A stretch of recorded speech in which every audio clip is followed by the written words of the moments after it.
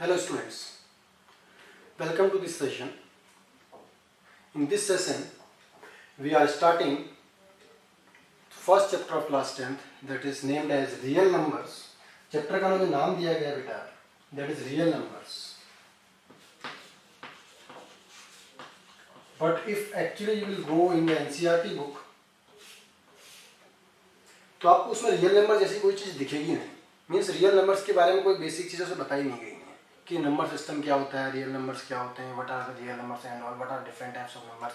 ऐसी कोई नॉलेज उसमें दी नहीं गई है. तो मीन्स आप ये कह सकते हो कि ये एक नाम बस दे दिया गया है इसके बारे में, बिकॉज आपको बहुत अर्लियर आपको पढ़ाया गया है क्लास 9th में, क्लास 8th में, 6 से आपको इस चीज़ के बारे में पढ़ाते चले गए हैं. तो यहाँ पर इसको नाम तो दिया गया है, बट एक्चुअली इसमें आपको रियल नंबर्स के बारे में कुछ नहीं बताया गया है no. So what is taught in this book here, उसमें हमको 2-3 चीज़ें कुछ पढ़ाई गई हैं. उसमें से मैं फर्स्ट ले रहा हूँ अभी, that is Euclid division lemma. हम आज यूक्लिड डिवीजन लेमा का पार्ट 1 शुरू कर रहे हैं. इसके बाद यूक्लिड डिवीजन लेमा की एक सीरीज हम चलाएंगे. और after that we will go for the fundamental theorem of arithmetic, जिसमें हम NCERT books R S Aggarwal, R D Sharma के डिफरेंट क्वेश्चंस को इंक्लूड करेंगे. Okay, so today I am going to start Euclid division lemma और Euclid division algorithm. First of all, आप ये जो 2 word मैंने लिखे, यूक्लिड डिवीजन लेमा या फिर यूक्लिड डिवीजन एल्गोरिथम, तो लेमा और एल्गोरिथम के बीच के डिफरेंस को समझना. ठीक,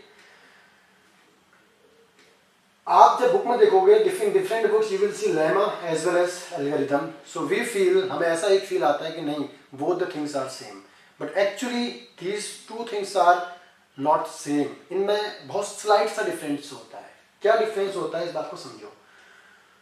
एल्गोरिथम क्या होता है? Algorithm is a step wise process. Algorithm पूरी स्टेप वाइज प्रोसेस होती है. Step wise process in the sense, जैसे हम एक डिवीजन कर रहे हैं बेटा, मैं 2 से 7 को डिवाइड कर रहा हूं, तो I know first step 2 3 are 6, second step reminder is -1. ठीक, and if I want to forward it, मैं इसको आगे लेके जाना हो तो पॉइंट पुट करूंगा, 0 आएगा, 2 5 are 10. ये क्या है? कुछ स्टेप्स हमको बताए गए हैं और हम इन स्टेप्स का यूज करते हैं आगे डिफरेंट आंसर्स को फाइंड आउट करने में. तो जो स्टेप वाइज प्रोसेसेस होती हैं, these are called algorithm. Lemma क्या है? Lemma is a proven statement. Lemma is a proven statement which is used to prove some other questions, to solve some other questions. ये एक simple statement होता है. Algebra पढ़ी, sorry geometry पढ़ी है. Geometry में मैक्सिमम चीज हम क्या कर रहे होते हैं, हमारे पास एक प्रूफ करने के बाद एक स्टेटमेंट दिया जाता है और फिर हम उस स्टेटमेंट को जिंदगी भर के लिए एक सत्य मान लेते हैं, यूनिवर्सल ट्रूथ मान लेते हैं कि this is truth and we use as it is in some different questions. मुझे एक बात बताओ, आप क्वेश्चंस आपने क्लास 9th में ज्योमेट्री में एक चीज पढ़ी थी, the sum of all the interior angles of a triangle is 180 degree. The sum of all the interior angles of a triangle is 180 degree. इस चीज का प्रूफ भी आपको सिखाया जाता है, but after proving it you have a proven statement. आपके पास एक स्टेटमेंट आ जाता है, आप प्रूफ करना सीख गए, आपने प्रूफ कर दिया, और प्रूफ करने के बाद आपके पास एक स्टेटमेंट आता है कि नहीं जी, जितने भी ट्रायंगल होते हैं सबके इंटीरियर एंगल्स का सम 180 आता है. अब आप जब डिफरेंट क्वेश्चंस को सॉल्व करते हो, for example we have a question, यहां 2 एंगल हमको दे दिए 50 degree and 60 degree, and you have asked the value of x. Third angle you have asked, तो क्या करते हो आप? बार बार इस स्टेटमेंट को प्रूफ करने जाते हो क्या? नहीं. हम क्या करेंगे, यहाँ पे दोबारा से प्रूफ करेंगे क्या कि मींस ट्रायंगल के एंगल सम का एंगल 180 होता है, उसको प्रूफ करो, आफ्टर दैट अप्लाई. ऐसा तो नहीं करते हैं. हम क्या करते हैं, ये proven statement as it is use कर लेते हैं. हम मान लेते हैं कि the interior angle of this triangle is 180 degree. क्यों मान लेते हैं? बिकॉज हमने उसको अर्लियर कहीं प्रूफ किया गया है, हम उसको as it is proven statement पे यूज करते हैं. That is called lemma. जो proven statement as it is use जाते हैं डिफरेंट आंसर्स निकालने के लिए, उसे लेमा कहते हैं. Algorithm is a complete process. इसमें हमारे पास स्टेप वाइज पूरे प्रोसेस होते हैं, इससे एल्गोरिथम कहा जाता है. ठीक, हाँ ठीक है, ये दोनों लगभग सेम होते हैं बट नॉट इक्वल. दोनों आपस में एक दूसरे के बिल्कुल सेम नहीं है. तो this is the difference between lemma and algorithm. Now, what the name suggests here? Euclid, a great mathematician. Division, you know from the class first. Lemma, I explained. Euclid division algorithm. Euclid, a great mathematician. Division, you know. Algorithm, I explained. तो इसमें नया क्या है? Nothing. Euclid एक mathematician थे, उन्होंने division का एक प्रोसेस बताया, ठीक। उस डिवीजन के प्रोसेस को कुछ डिफरेंट फॉर्मुलेट करके डिफरेंट तरीके से उसको डिफरेंट स्टैंडर्ड फॉर्म में लिखा और उसको हमने क्या बोल दिया, यूक्लिड डिवीजन लेमा, ठीक। उसमें कुछ नया नहीं आता है, ठीक। होता क्या है, आपने जो अर्लियर क्लासेस में पढ़ा है डिवीजन को लेके, दैट इज 2 3 जार 6, 1 इज द रिमाइंडर। अगर मैं आपको बहुत सिंपल सी लैंग्वेज में बोलूं, this is Euclid division lemma, this is the Euclid division lemma, यही आपकी यूक्लिड डिवीजन लेमा होती है। कैसे? यूक्लिड डिवीजन लेमा कहती है, if we have two numbers a and b, if we have two numbers a and b where a is greater than b, we have two numbers a and b and a is greater than b, then we can write it in the form of a is equals to bq plus r, where r is less than equals to where r is greater than equals to 0 and less than b। ये क्या है? Euclid division lemma का statement है। क्या कहता है? If we have two numbers a and b, if we have two numbers a and b where a is greater than b, then these two can be write in the form of a is equals to bq plus r, where r should be greater than equals to 0 and less than b। r आपका 0 से बड़ा होना चाहिए या 0 को equal होना चाहिए, and but it must be less than b। ये रिमाइंडर कभी इस डिवाइजर के इक्वल हो सकता है क्या बेटा? अगर ये रिमाइंडर इस डिवाइजर के इक्वल होगा या डिवाइजर से बड़ा होगा तो क्या हम आगे डिवीजन को प्रोसीड नहीं कर सकते हैं? बिल्कुल कर सकते हैं। So this reminder can never be greater than the divisor. मैं आपको सिंपल सी लैंग्वेज में बोल रहा हूँ। तो यही चीज तो यूक्लिड डिवीजन लेमा है, इसी चीज को तो यूक्लिड डिवीजन लेमा कहते हैं। कैसे? अगर मैं इसको, मेरे पास दो नंबर है, I have two number 7 and 3 where 7 is greater than 3, इसको कंपेयर करना, we have two numbers a and b, a is equals to 7, b is equals to 3, and where a is greater than b, 7 is greater than 3, then 7 can be written as 3 into, we have two numbers 2 and 7 and 2, 2 है ना हमारे पास, 7 and 2, and this 7 can be written as 2 into 3 and plus 1, then this a can be written as bq plus r, q is the quotient, you can see this number, you know, and r remainder, where r can be 0, देखो ये क्या है, less than greater than equal to 0 का sign है, r can be 0 and r will greater than 0 and but it will less than b। ये आपका जो r आएगा वो b से छोटा होगा। This is the basic concept of Euclid division lemma. ये यूक्लिड डिवीजन लेमा का बहुत बेसिक सा कॉन्सेप्ट है। इसमें जो भी डिफरेंट समझाने के मेथड्स होते हैं वो हम डिफरेंट क्वेश्चन जैसे आते रहेंगे, उस क्वेश्चंस के अकॉर्डिंग हम यूक्लिड डिवीजन लेमा को समझते रहेंगे। अब why we are studying Euclid division lemma, ठीक है, यूक्लिड ने एक लेमा दिया, हम उसको पढ़ क्यों रहे हैं? Why we are studying it?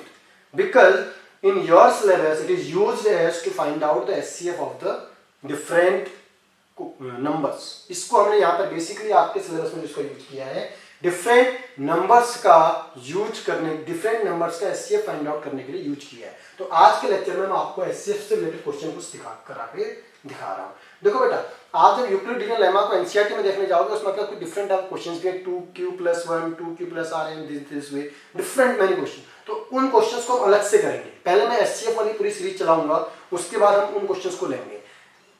Panic मत करना, डरना मत कि मुझसे नहीं हो रहा है, मेरे से नहीं बन रहा है। I promise you, if you will listen carefully to me, आप बहुत ध्यान से सुनोगे तो आपको चीजें समझ में आएंगी। मैं एक बार रिपीट कर रहा हूँ, Euclid division lemma and algorithm both are not same thing. इसको मैंने एक्सप्लेन कर दिया। लेमा प्रूवन स्टेटमेंट होता है, मैंने आपको समझाया है। एल्गोरिथम क्या होता है? एल्गोरिथम हमारे पास एक कंप्लीट प्रोसेस होता है। यूक्लिड डिवीजन लेमा कहता है, if you have two number a and b where a is greater than b, then a can be written as a is equals to bq plus r, where r will be greater than equals to 0 and less than b। This is the statement of Euclid division lemma. अब देखो इसको use कैसे करना है। हम इसको use करने वाले हैं LCM, sorry not HCF find out करने के लिए। बेटा अब उसके लिए मैं आपको एक बार बहुत चीजें समझा दे रहा हूँ आपके समझने के लिए। क्लास 5 और 6 समवेयर आपने एचसीएफ फाइंड आउट करना सीखा था, तो वहां पर आपको डिवीजन मेथड ऑफ एचसीएफ सिखाया गया था। मैं उसको रिपीट कर रहा हूँ। Just for example, I have given two numbers 18 and 27 and I have asked to find out the HCF of these two numbers. Numbers, जिसमें दोनों का एचसीएफ निकालने की बात की जाती है। तो एचसीएफ निकालने की बात की जा रही है, तो हम एचसीएफ कैसे निकालते हैं? अच्छा, एचसीएफ निकालने से पहले एक बार थोड़ा सा एचसीएफ को समझो कि देखो where we will find out the HCF, हम इस एचसीएफ को फाइंड कहां पर करते हैं, किन क्वेश्चंस में हमें पता चलता है कि okay we are going to find out the HCF. HCF मतलब होता है highest common factor, highest common factor, sometimes it is also called as GCD, greatest common divisor, है ना, greatest common divisor भी हम इसको कहते हैं, या हम इसके बेसिक नाम जो हमारा होता है हम इसे एचसीएफ के नाम से जानते हैं, it is also called as GCD, greatest common divisor। क्या मतलब है? फैक्टर या डिवाइजर का मतलब क्या होता है? वो नंबर जो किसी नंबर को डिवाइड करता है ना बच्चे। बहुत बेसिक से उठा के चलूंगा, मैं ये मान के चल रहा हूँ कि तुमने आज तक कुछ नहीं पढ़ा है, मैं ये मान के चल रहा हूँ कि तुमने आज तक मैथ में कुछ नहीं पढ़ा है। तो क्लास 10th की मैथ तुमको पढ़ाने जा रहा हूँ, क्लास 10th की मैथ से रिलेटेड जितनी चीजें होंगी मैं सबको बताऊंगा। देखो बेटा, हमारे पास सपोज दो चीजें लिखी हुई हैं, मैं कह रहा हूँ दिस 8v है, then this 8 can be divided by 2 and this 8 can be divided by 4, this 8 can be divided by 8, this 8 can be divided by 1। तो एक पर्टिकुलर नंबर जिन नंबर से, जिन अदर नंबर से डिवाइड होता है, ये इसके फैक्टर कहलाते हैं। क्या कहलाते हैं? फैक्टर कहलाते हैं। फैक्टर समझ में आ रहा है? एक पर्टिकुलर नंबर जिन डिफरेंट नंबर से डिवाइड होता है उसके क्या कहलाते हैं? फैक्टर कहलाते हैं। अब जो ये फैक्टर होते हैं, अगर मैं दो नंबर ले रहा हूं, जैसे 8 एक मैंने ले लिया, एक मैंने ले लिया 10, तो आप 10 के फैक्टर लिखने जाओगे तो 1 2 और 5 आते हैं और एक लास्ट में 10 आएगा। तो जो 10 डिवाइड हो रहा है वो 1 से डिवाइड हो जाता है, कंप्लीट डिवाइड है, complete divisibility I am talking about. 10 1 से डिवाइड हो जाएगा, 10 2 से डिवाइड होगा, 10 5 से डिवाइड होगा, 10 क्या होगा? 10 से डिवाइड हो जाएगा। सो ये तो different separate factors of these two, 8 और 10 के अलग अलग फैक्टर हो गए। तो एचसीएफ फाइंड आउट करने की अगर मैं बात करता हूँ, एचसीएफ का मतलब होता है हाईएस्ट कॉमन फैक्टर। कॉमन मतलब एक जैसा, हाईएस्ट मतलब सबसे बड़ा, मींस इन दोनों में सबसे बड़ा फैक्टर कौन है जो दोनों में आ रहा है? 2 and 2। So we will say HCF of 8 and 10 is 2। ये तो बेसिक एचसीएफ का अंडरस्टैंडिंग हो गया आपको, ठीक है? तो समझिए अब क्या करना है। लॉन्ग डिवीजन मेथड जो हमारे पास एचसीएफ होता था हम कैसे करते थे? 18 and 27 हमारे पास नंबर होते थे, हम क्या करते थे? 18 से छोटे नंबर से बड़े नंबर को डिवाइड करते थे और कंटिन्यूअस डिवीजन प्रोसेस को फॉलो करते थे। 18 1 जार 18, we have 9 as reminder. Now this 9 will divide this 18, 9 इस 18 को डिवाइड करेगा एंड इट विल 9 2 जार 18 एंड द रिमाइंडर इज 0। तो जो नंबर इसको फिनिश करता था, 9 ने फिनिश किया, the last divisor, that is called HCF. हम इसको कहते थे एचसीएफ। हम लिखते हैं HCF of these two numbers is equals to 9। हम कहते हैं कि इन दोनों का एचसीएफ 9 आ रहा है।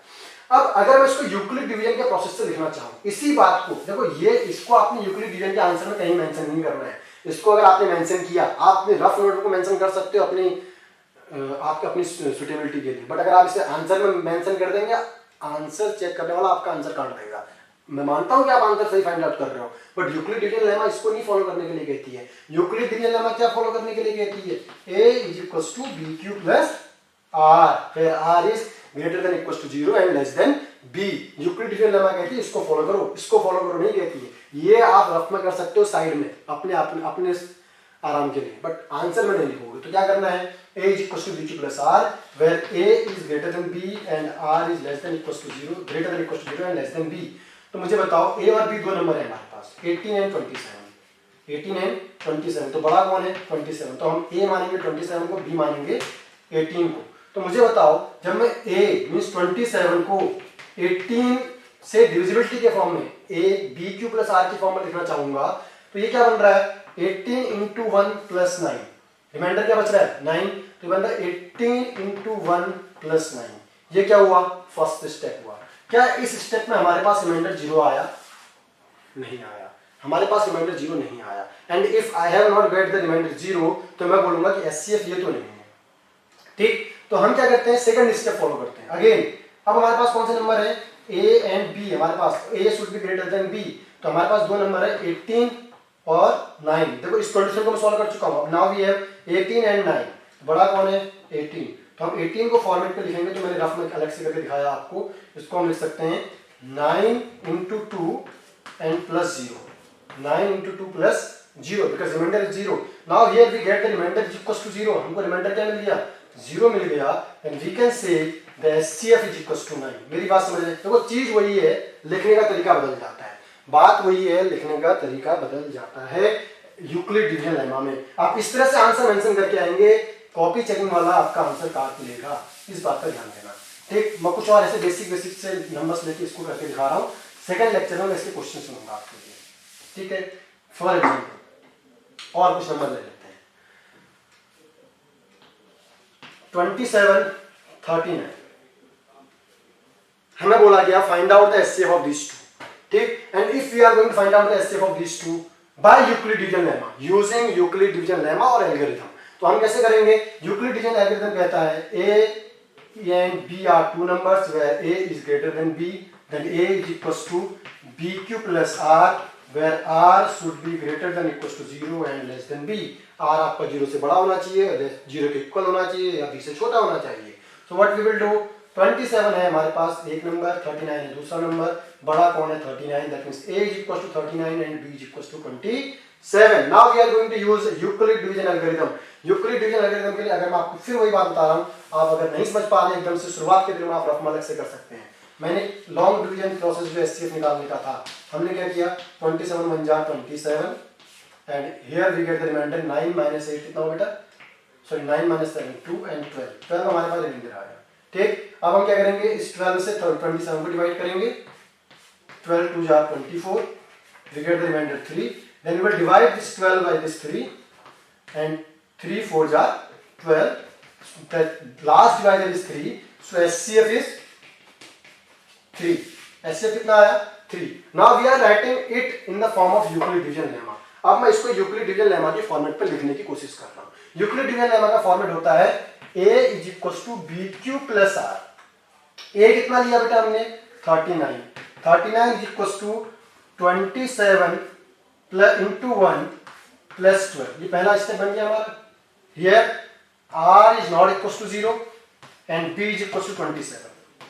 r हमारा 0 नहीं है, b हमारा 27 है, तो हम इसको आगे प्रोसीड करेंगे। जब तक प्रोसीड करते हैं जब तक हमारा r 0 नहीं आता है। तो next step what we have, again a is equals to bq plus r where a is equals to 27। now we will use, यहाँ पर b था हमारे पास 27, बट नेक्स्ट स्टेप में हम a क्या यूज करने वाले हैं? 27 और b क्या यूज करने वाले हैं?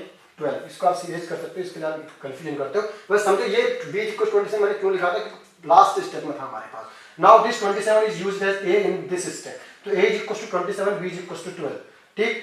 अब इसको नेक्स्ट स्टेप में फॉरवर्ड करेंगे तो a is equal to bq plus r की फॉर्म में फिर लिखेंगे, that means 27 is equal to 12 into 2 and plus 3, 12 into 24 plus 3 27। now again here r is not equal to 0, r 0 नहीं आया, so what we will do again. So again करने के लिए हमारे पास क्या आता है? देखो इसको लेते हैं अगले स्टेप में। अगले स्टेप में हम इसको लेंगे a is equal to 12 and b लेंगे इसको, b is equal to 3। So moving ahead आप तो करोगे a is equal to bq plus r की फॉर्म में, तो 12 is equal to 3 into 4 plus 0, here remainder is equal to 0, so you can say HCF is equal to 3। आप क्या बोलोगे? HCF कितना आ रहा है बच्चे? 3 हमारा HCF आ रहा है। This process we are using, this answer we are finding by the process of Euclid division algorithm। इसको हम फाइंड आउट कर रहे हैं Euclid division algorithm के बेस पे। समझते चले जाना, देखो ये नाम पे मत जाना, Euclid division लेमा डराने वाला नाम है, थोड़ा सा आराम से समझना, ठीक। हमें लगता है कोई बड़ी चीज पढ़ रहे हैं, बचपन की चीज पढ़ रहे हैं, डिवाइड कहाँ पढ़ा था पहली बार? याद भी नहीं हमको, कुछ याद नहीं रहता। चलिए आगे देखते हैं, एक क्वेश्चन और लेता हूं, उसके बाद हम डिफरेंट क्वेश्चंस करने जाएंगे। नेक्स्ट क्वेश्चन हमसे कह रहा है, suppose I am taking 3 numbers again, 28 48 and 56। 28 48 and 56 ये 3 नंबर दे दिए हमको। अभी तक हमको 2 नंबर दे रहा था, now we are given 3 numbers. तो what we will do, we will start with the greatest 2 number. हम 2 बड़े नंबर से शुरू करेंगे, ठीक। आगे हम इन दोनों को सॉल्व करेंगे, then we will look at this last one. इसको छोड़ दो अभी, आप इसको भी बिल्कुल साइड में रहने दो। आप मानो भी ये 2 नंबर हमारे पास हैं, तो अब मैं इसको डायरेक्ट लिख रहा हूँ, अभी वाला प्रोसेस नहीं कर रहा हूँ, लॉन्ग डिवीजन मेथड वाला आप कर सकते हैं, आपको समझ में नहीं आएगा। तो हम लिख रहे हैं a is equal to bq plus r। अब आपको पता है कि a is greater than b, that means आपका 56 इज ग्रेटर देन 48, तो आपका a का काम करेगा 56, b का काम करेगा 48। तो आप 56 को जब 48 से डिवाइड करेंगे तो 1 टाइम डिवाइड होगा, तो 48 इंटू 1, और जब रिमाइंडर बचाने की कोशिश करेंगे तो रिमाइंडर कितना बच रहा होगा बेटा, 8 बच रहा होगा। ठीक, अब क्या करेंगे, here r is not equal to 0, so we will go for the next step. अब ये a का काम करेगा, ये b का काम करेगा, तो 48 इज इक्वल टू 8 इंटू, क्या 8 से 48 को डिवाइड करो, 8 6 जार 48, तो पूरा पूरा डिवाइड हुआ, reminder is equal to 0, here reminder is equal to 0, so HCF of किस किस का बेटा, 56 एंड 48 इज इक्वल टू 8। इन दोनों का HCF कितना आया, 8 आया, पूरा क्वेश्चन नहीं हुआ है, इन दोनों का HCF 8 आया है। अब हम क्या करते हैं, जो हमारे पास नंबर रह गया था, थर्ड नंबर हमारे पास स्मॉलेस्ट वन, ग्रेटेस्ट से शुरू करना, स्मॉलेस्ट नंबर जो हमारे पास रह गया इसको, और जो इन दोनों का HCF आया इसको, इन दोनों को एक साथ सॉल्व करते हैं। हम लेंगे हमारे पास अब दो नंबर है हमारे पास 28, और इसका जो HCF आया है 8। ये 28 is greater then 8, so A is greater than B, तो मींस A हमारा 28, B हमारा 8। तो हम सॉल्व करने जाएंगे, A is equal to BQ plus R की फॉर्म में, then 28 is equal to 28 is equal to 8 into 28 को 8 से डिवाइड करो, देन 8 3 जा 24, you will get the remainder 4. Here again the remainder is not equal to 0. Then we have to go for the next step. और जब मैं next step के लिए जाऊंगा तो 8 और 4 दो नंबर हमारे पास हैं, A is equal to 8 हो जाएगा, B is equal to 4 हो जाएगा।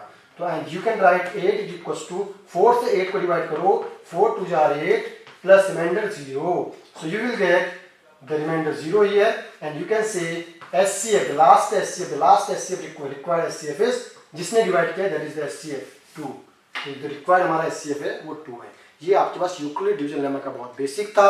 हम यूक्लिड डिवीजन लेमा क्या होता है, उसका हम HCF में कैसे यूज करते हैं, ये चीज मैंने आपको क्लियर करने की कोशिश की है। If you are not understanding even, you can write in the comment box, I will make some more lectures on it. Thank you.